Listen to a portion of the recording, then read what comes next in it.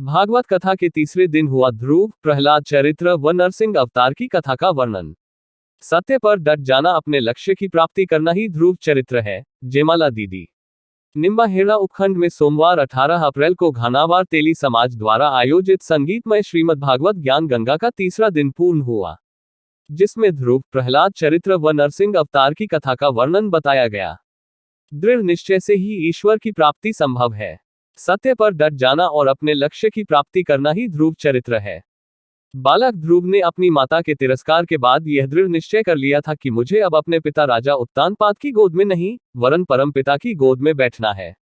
इसी दृढ़ निश्चय के साथ ही वह घनघोर वन में ईश्वर प्राप्ति के लिए तपस्या करने निकल पड़े।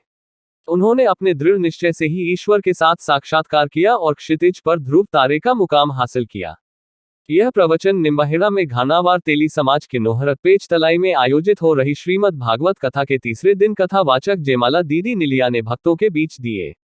भागवत कथा के श्रवण के लिए उमड़ रही समाज की भीड़ में आयोजित की जा रही भागवत कथा का श्रवण करने के लिए नगर सहित आसपास के कई गांवों के लोग आ रहे हैं।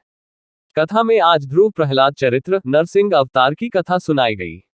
उत्तानपाद की सुनीति पहली पत्नी थी, जिसका पुत्र ध्रुव था। सुनीति बड़ी रानी थी, लेकिन राजा सुनीति के बजाय सुरुचि और उसके पुत्र को ज्यादा प्रेम करता था। एक बार राजा अपने पुत्र ध्रुव को गोद में लेकर बैठे थे, तभी वहां सुरुचि आ गई। अपनी सौत के पुत्र ध्रुव को गोद में बैठा देखकर उसके मन में जलन होने लगी।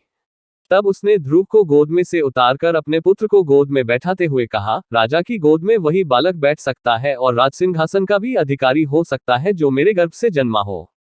तो मेरे गर्भ से नहीं जन्मा है। यदि तेरी इच्छा राज सिंहासन प्राप्त करने की है तो भगवान नारायण का भजन कर। उनकी कृपा से जब तू मेरे गर्भ से उत्पन्न होगा तभी सिंहासन प्राप्त कर पाएगा।